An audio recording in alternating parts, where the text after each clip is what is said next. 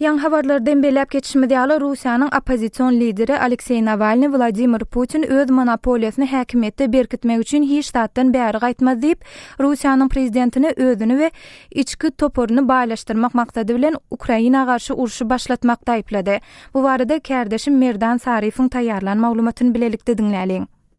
Azatlyk radiosynyň Rus gullugy we Amerikanyň sesi teleradio korporasiýasynyň birlelikdäki geçiren interwýusynda Navalny men onuň ýagny Putiniň ölmesinden öň ýadyra düwmesine basyp bütün dünýäni özü bilen gabra äkitmejekdigine umyd edýärin diýdi. Я очень сильно надеюсь, что он просто, я не знаю, там перед смертью не нажмет на ядерную кнопку и не захочет унести с собой в могилу все остальное человечество. 28-nji maýda geçirilen söhbetde Navalny, emma men onuň orta häkimetiniň çurwasynda galmak üçin, mundan beýlägim elinden gelenini etmezligi üçin onu saklajak hiç kili böwet görmeýärin diýip nyktady. Я не вижу больше никаких там препятствий, ограничений или действий, на которые он не пойдет для того, чтобы сохранить свое положение главы России. Navalny Putin'i gündogur Ukrainadaky separatistleri goldap, ahlaksyz uruşy tutuşdurmakda aýplady.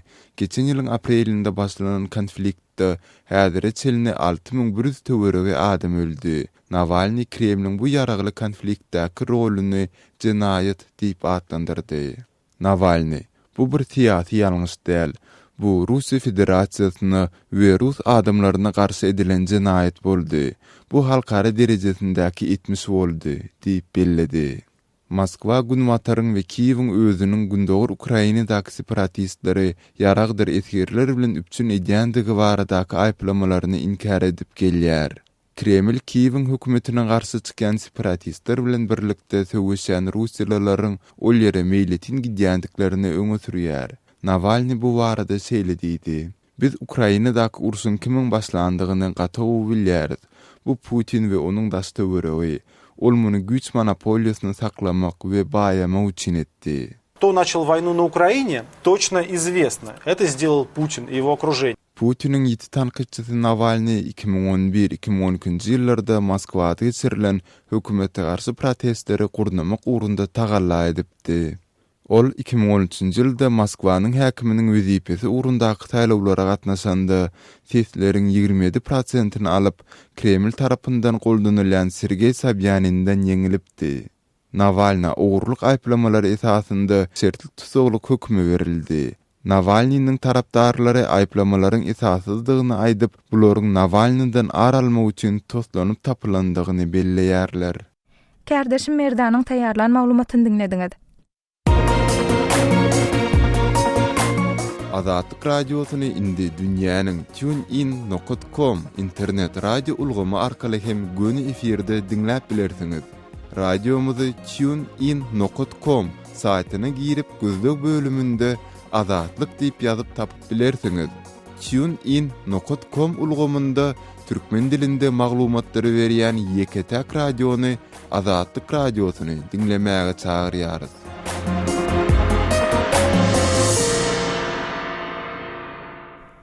Gepleşigimizi Türkmenistana değişli maglumatlarymyz bilen dowam etdirýäs.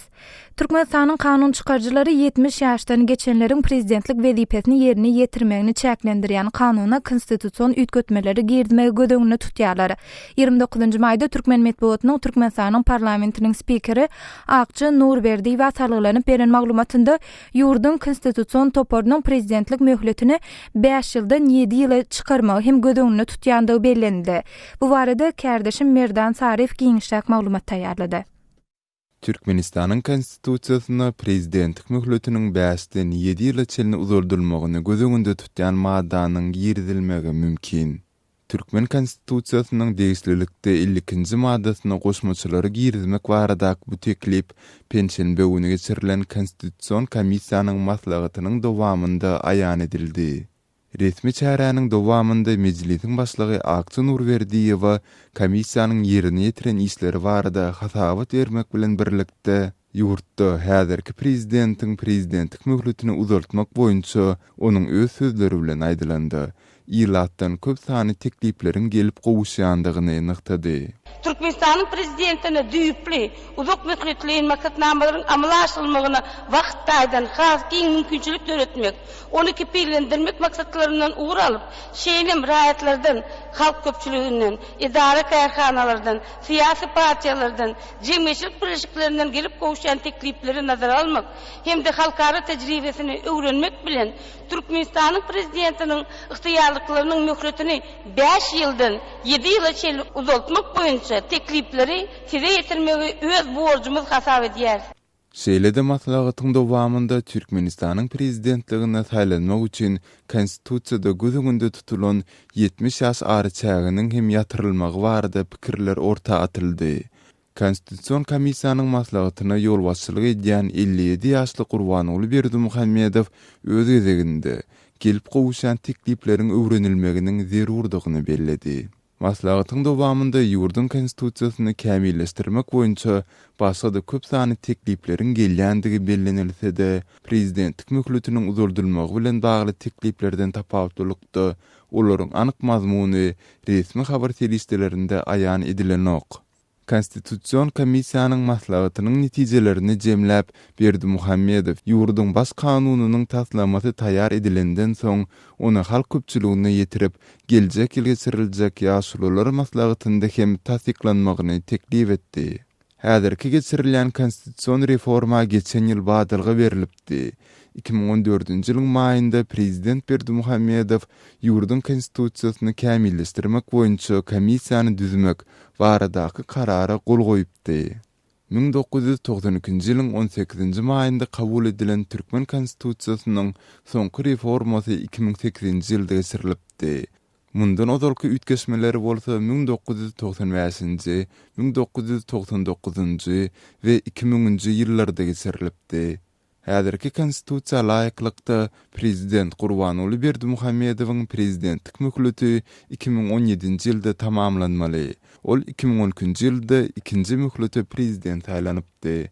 Ýatladyp geçsek, ozalky prezident Saparmurat Niýazow 1990-njy ýylyň dekabrynda ýurdun kanun çykarjylary tarapyndan ömürlük prezident hökmünde ikrar edilipdi. Kärdeşim Merdanyň taýýarlan maglumatyny dinlediňiz. Türkmen kanun çykarjylarynyň ýurtdaky prezidentlik möhletini 5 ýyldan 7 ýyla çykarmak barada gözüňde tutýan bu kararyny türkmen oppozisioneri nähil reaksiýa bildirýär. Azatlyk radiosu bu mesele bilen gyzyklanyp türkmen oppozisiýa wekilleriniň biri Türkmenistanyň Merkezi Bankynyň öňkü başlygy häzirki wagt Şweýçiýada ýaşaýan ykdysadyýetçi Hudaýberdi Orazow bilen söhbetleşýärler. Söhbetleşigi kärdeşim Muhammed Tahir geçirdi. Hudaýberdi prezidentin ihtiyarlyk möhletini 5 ýyldan 7 ýyla çykarmak ýa-da uzaltmak teklip edilýär. Bu siziň üçin garaşylan ýagdaýmydy? Niýasyň dogrunda ömürlük prezident diýip aýtdylar-da, şu soňgusa kämbir kanun zady seretmediler-de. Häzirki ýagdaýda bular şonu bir kanunlaşdyrjak bolýarlar. Bir halkara tertip düzgün esasynda şu öňkü diktatura ýoluny dowam etjek bolýarlar-da. Fikrimçe. Ýöne Hudaýberdi bir kanunda, esas kanunda şeýle bir ýylyň keskitlenmegi gowdan mesele keskitsiz bolmakdan. Egerde keskitlense gowy. Ýöne mysal üçin o diktatura ýurtlary konstitusiýany olar mysal üçin bir konstitusiýa diýen olar şu kanunda, esasy kanun. Onuň ýanyna hiç kim bary bilmeýär. Bir geze kabul edilesoň, egerde bir güýçli bir üýtgeçlikler bolmasa da o kanuny üýtgetmeýärler. Şu kanun bilen ýaşaýarlar. Ýöne Türkmenistan ýa diktatura ýurtlarynda olar her gün şu konstitusiýany özüne gerek bolsa şu üýtgetip oturýarlar. Ana berde de şu bolup durda. Sizem gurrun edilen temalar barada Türkmenistan hökümet web saytlarynda çap edilen maglumatlar okudyňyz. Şonda bir giden başga zatlaryň gurruny bar da diýelip raýatlaryň söz azatlygyny kepillendirmek ýa-da medeniýet azatlygy barada ýagdaýlary kanunda kepillendirmek ýa-da ýagdaýlar bar. Elbetde bu zatlaryň ählisi häzir diňe edilýän tekliplerin gurruny häzir kabul edilen bir karara ýok, diňe bir teklip edilýär. Ýene bir ýagdaý mesela şu prezident haýsty bir sebäbe göre öz wezipesini berjay edip bilmese, onuň ihtiýarlygy meclisiň başlygyna geçmeli ýa-da tapşyrylmaly diýilýär. Şu ýanky ýygnykda şu meselem gurrun edilipdir. Bu ýagdaýy siz nähili düşünýäňiz? Öňşo dowrdurum şoňaly ýa-ni kanun bardy. Şoňal kanun bardy. Niýasyň dowrunda ýöne niýas ýok boldy soň şo kanuny basalap, ýa-ni şo kanun boýunça şo wezipe geçen uny şo mezlisiň başlygyny türmäge basyp, ýa-ni şo kanun kabul etdiler, şo kabinet ministriň başly ornmasarlarynyň bir bolup elýärdi. Da şoýtum bolsa şo hökümet başlygy geldi. Indi bolsa olar aýdýar ýa-ni gene de şo halkara kanun boýunça edeldiýjek bolýarlar da, onu bärdini söýlerek düşünýän. Bolýar da beren maglumatyňyz üçin köp sag bolun. Bolýar, sag bol, sizin salamatlyk. Kärdeşim Muhammed Tahiryň türkmen opozisiýa wekillerinden Türkmenistanyň Merkezi Bankynyň ozalky başlygy Hudaýberdi Orazy bilen geçiren söhbetdeşlerini diňlediňiz. Maglumatdan hem belli bolşaly türkmen resmileri Berdimuhammedowyň prezidentlik möhletini 7 ýyla uzaltmak barada ilatdan köp sanly tekliplerin gelendigini aýdýarlar. Eýse siz şeýle teklip etdiňizmi? Siziň teklibiňiz näme? Bu barada bize gurrun beriň. Öz pikir araýşlaryňyzy bellikleriniňizi biziň bilen paýlaşyň. Biziň medpuat email beýleti gmail.com email adresinde haturadyň ýa-da Moskwadaky telefon belimiz 7926 236 04 55 jaň ediň ýa-da SMS ýazyň. Şeýle-de hormatly dinleýijiler, biz edil şu soraglary şu ýer bilen Facebook we Wkontaktedaky sahypalarymyzyň okuyjylaryna hem berdik. Häzir olaryň bu soraglara galdyran käbir jogaplaryny siziň dikkatiňize ýetirmekçi. Facebook'ta Esma Nur adly okuyjymyz öz tetwirini onda men Türkmenistana 7 ýyldan soň gitjek diýip öz gysgaja garaşyny beýan edipdir. Gülçehre adly ýene bir okuyjymyz prezidentlik möhletini ýaşlara ber, pensiýa çyk, ýoksam halk eýem senden ýadady. İş ýok, halkyň ýurduň daşyna işleýär, iş ber, 6 milliónluk halkyny ekläp bilen ok masaraçylyk diýip öz tetwirini jemläpdir. Aziz adly beýle okuyjymyz entek seredip duraýyn, bu hem özüni ömürlük eder diýip öz tetwirini belläpdir. Firuza adly beýle okuyjymyz bolsa hiç teklip etmedik, etmeýäsem diýip öz araýşyny galdyrypdyr. Nargul adly ýene bir okuyjymyz käşke bizde de erkinlik bolaýsady diýip öz tetwirini belleýär. Alatly beýle okuyjymyz ýok, biz islämde prezident öz isleги boýunça öz möhletini uzaltýar. Halk öňden seçileni däl öz islegi bilen seçmeli diýip öz araýşyny galdyrypdyr.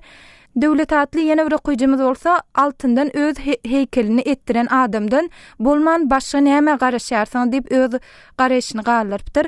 Hormatly dinleýijiler, okuyjylarymyzyň galdyran käbir tetwirleri bilen tanışýarlyňyz. Bu mesele boýunça Wkontaktedaky sosial ulgamda hem pikir sorulşyk ýerleşdirdik. Pikir sorulşykda siz Gurbanly Berdimuhammedowyň prezidentlik möhletini 7 ýyla çenli uzaltmak barada hökümeti teklip etdiňizmi diýip soradyk. Bu pikir sorulşy okuyjylarymyzyň 25,10 göterme hawa diýen jogaby sesberdi okuyjylarymyzyň 74,17 göterme ýok diýen jogaby sesberipdir. Hormatly dinleýijiler, siz hem biziň her gün efire etjek maglumatlarymyzyň käbirleri barada öňünden öz pikir araýşlaryňyzy biziň bilen paýlaşmak isteseňiz, sizi hem Facebook we Wkontaktedaky sahypalarymyza goşulmaga çağırýas. Bu bölümlerde bizi gözle bölümine Adatlyk radiosy ýazyp tap bilersiňiz. Hormatly radio dinleyijiler, biziň gepleşiklerimizi internet saytymyzdan hem dinläp bilersiňiz. adathabar.com internet sahypamyzda size sesli we çap görnüşli maglumatlary, suratlary, videolary hödürleýäris we öz pikirlerinizi aýtmaga çağırýarys. Türkmenistanda adathabar.com internet saytymyza derwede.net arkaly girip bilersiňiz.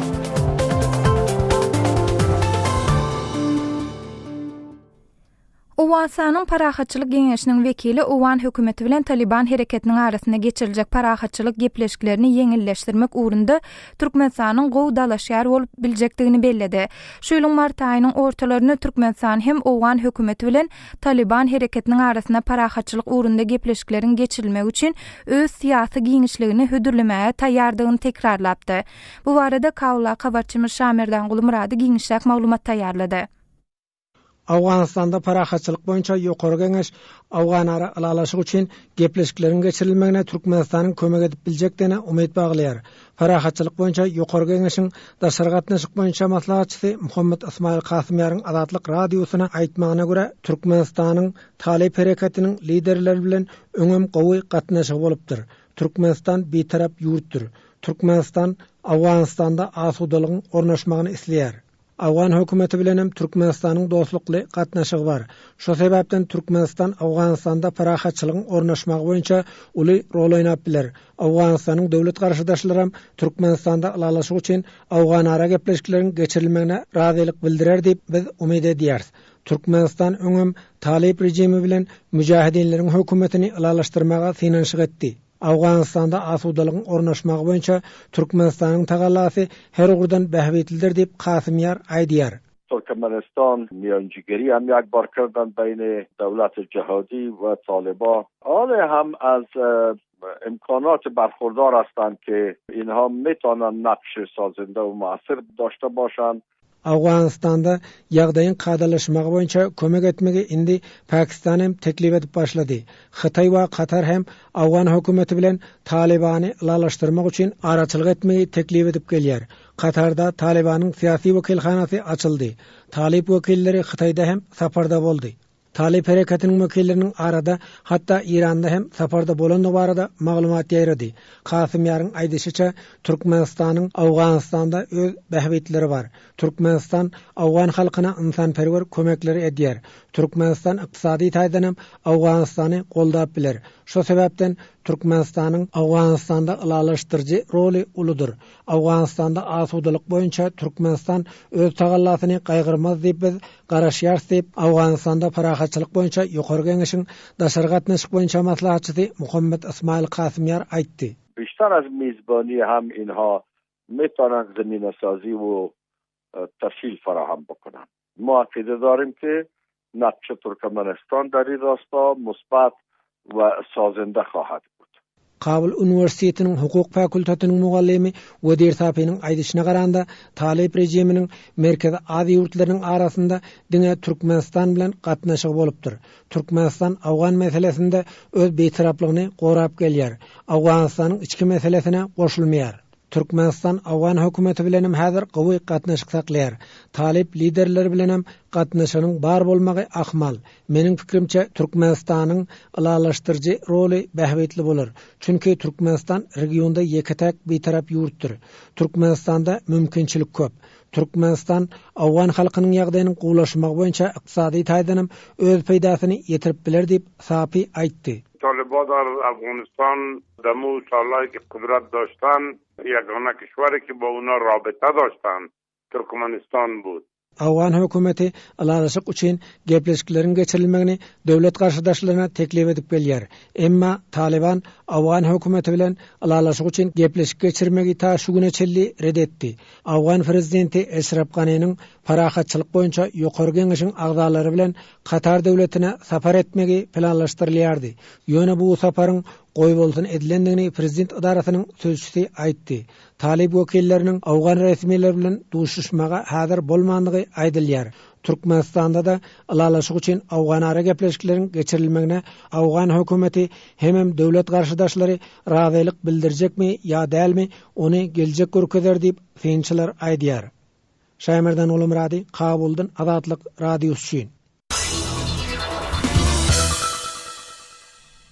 Türkmenistanda temmäki önümlerine garşy alınıp barlayan kampaniýanyň güýçlenýänligi habar berilýär. 30 maýda bellenip geçilen temmäki garşy bütün dünýä göreş gününiň öňýände Türkmenistanyň käbir döwlet edara kärhanalarynda ýokary kujaýlarynda temmäki garşy göreş boýunça ýygnaklaryň geçirilýänligi aýdylýar. Bu barada Aşgabatda habarçymyz Murat Urban şeýle maglumat taýýarlady. Türkmenistan'da 30 maýda bellenýän temmäki garşy bütün dünýä göreş gününiň öňü sirasynda bu endiň ziýany barda bir näçe ýygnaklar maslahatlar geçirilýär. Türkmenistanyň temmäki tüsüsinden we neşeden azat edeliň diýen şiar astyna geçýän bu şäherler esasan döwlet edara kärhanalarynda okuw jaýlaryna geçirilýär. Adaty köpçülikden şäherler görnüşine geçirilen bu ýygnaklar maslahatlar bilen bir hatarda häkimetler çilim sewdasyna garşy hem işler geçirýärler. Şunyň başynda manadyň dollara görä kursunyň peselmegi bilen çilimleriň bakasy 25% ýokary galdy. Täze ýyldan öň bir gawynyň bakasy 10 manat bolan çilimi tapyp bolan bolsa, inni ol wagtdan çilim tapyp bolmaýar. Häzir paýtagtda iň ardan çilimiň bir gawy 13 manat. Brooks adlı bu çilimi hem tapmak o diyen ansat değil. Aslan kommersiya dukanlarının birinin satıcısı maksadını aytmağına ora arzan olursan olçal satılıp utoryar. Qalı vertede çilim satyan dukanların sağında azalyar. Maksadını aytmağına ora 3-4 yıl munnolar çilim sevdası kommersiya dukanlarının esas sevdalarının biri eken. Çilim satyan dukanların hiç kaysında da temmäki satmağa ruhsatnama yok. Şonun üçün çilim satacak bolsan barlaşlara para vermeli deyip maksat gurrun oryar. Onun aytmağına ora çilim sevdasından gelen bir de çıkan önküler real köp değil. Maksadın sözlerinden çen tutsa onunla alıcıların her erki vakadan çilim satın alıp bilyenleri kennel. Hatta kommersiya dukanları çilimi il arasına aydılışı yali ştuşnu yani denilep satyarlar. Denilep satılayan in arzan çilimin bakası hem 1 manattan arzan nel. Şol bir vaxtda temmäki önümlerinin asortimenti hem azallı. Yurtta satılayan çilimlerin görünüşü onundan geçmeyer. Onun arasına kontrabanda ile getirilen Eýran'a öndürülen çilimler hem var. Geçen döwürde Türkmenistana çilimkeşliğe karşı bir näçe kanunçylyk dokumentler kabul edildi. Yurtta 2010-njy ýyldan başlap temmäki ölümleri wagt etmek hem de köpçülükden ýerlerde çilim çekmek gadagan edildi. 2011-nji ýylyň may aýyna Orta Türkmenistan bütün dünýä saglyk golaş guramasynyň temmäki garşy görüşmeň çarşywaly konwensiýasyna goşuldy. Şondan soň yurtda temmäki ölümleriň bahalary 50%-dan hem ýokary boldy. Prezident Gurbanuly Berdimuhammedow 2012-nji ýylyň ýanwar aýyna Türkmenistanda 2012-2016-njy ýyllarda temmäki garşy görüşmek boýunça hereketleriň meýilnamasyny tasdiklamak hakynda karara gol çekdi. 2013-njy ýylyň dekabrynda bolsa raýatlaryň saglygynyň temmäki tüsesiniň täsirinden we temmäki ölümleriniň ulanynyň netijelerinden gorulmagy hakynda Türkmenistanyň kanuny güýje girdi. Şeýle hem temmäki garşy görüşmek boýunça edarary utguşdurujy komitet töredildi. Habarçymyz Murat Urwanyň taýýarlan maglumatyny dinlediňiz. Hormatly dinleýijiler, bu mesele barada öz pikir garaýşlaryňyzy, bellikleriniňizi biziň bilen paýlaşmak isleseňiz, biziň medeniýet e-mail belisi gmail.com e-mail adresimizde hatur edip bilersiňiz. Hormatly radio dinleýijiler, Azatlyk radiosynyň internet saýty size mobil telefonlaryňyz arkaly hem el ýeterlidir. Mobil tahypamyzyň adresi azathabar.mobi. Bu sahypamyz size Azatlyk radiosynyň web saýtyndaky täzelikler, Türkmenistan halkara ýöriti gepleşikler we multimedia bölümlerinde ýerleşdirilen maglumatlar bilen tanyşmaga doly mümkinçilik berýär. Şeýle-de efirde gidip duran gepleşikleri de mobil telefonlaryňyz arkaly dinläp bilersiňiz. Azatlyk radiosynyň mobil tahypasynyň adresi azathabar.mobi. Azatlyk radiosynyň gepleşiklerini mobil telefonlaryňyzda hem dinleň. Hormatly dinleýijiler, biz Türkmen polisiýasynyň gününe gabatlap Facebook we Kontaktdaky sahypalarymyzdan okuýujilaryndan Türkmen polisiýasynyň işine nähil baha berýärsiňiz diýip soradyk. Gepleşigimiziň şu böleginde okuýujilarymyzyň bu soraga galdyran jogaplarynyň käbirlerini siziň dikkatiňize ýetirmekçi. Facebookda maýatly okuýjymyz şu wagt döwür olaryňky biziň nowatymyz hem gelir diýip öz tesbirini belläpdir. Firuz atly beýleki okuýjymyz bolsa paraxorlaryň bahasy 10 manat diýip öz tesbirini belleýär. Nargiz atly beýleki okuýjymyz bular polisiýa däliýip gysgaçyk öz araýşyny galdyrypdyr. Aýşa atly beýleki okuýjymyz bolsa dostlar erwet polisiýa diýilen zat ýok. Ýöne işlerinde erwede mar gowsam mar. Köpüsi bilen gürleşeňde ýüzüň alýalar hemmesini bir aýakdan erwet diýsek bolmaz diýip öz araýşyny beýan edipdir. Hormatly dinleýijiler, siz hem biziň her gün efire gidýän ýa-da beýleki maglumatlarymyz barada öz pikir araýşlaryňyzy biziň bilen paýlaşmak isleseňiz, siz hem Facebook we Kontaktdaky sahypalarymyza goşulmagy çağırýas. Bu bize gözlög bölümine Azatlyk radiosu ýazyp tap bilersiňiz. Şunun bilen habarlar güneligi gepleşigimizi hem geçirip oturýas. Gepleşigi Pragadaky studiýadan men Sähra alyp berdym. Saatlar kesmeden soň gepleşiklerimizi ýazyda dinläp bilersiňiz. Azatlyk radiosynyň tolkunlaryndan aýrylmaň.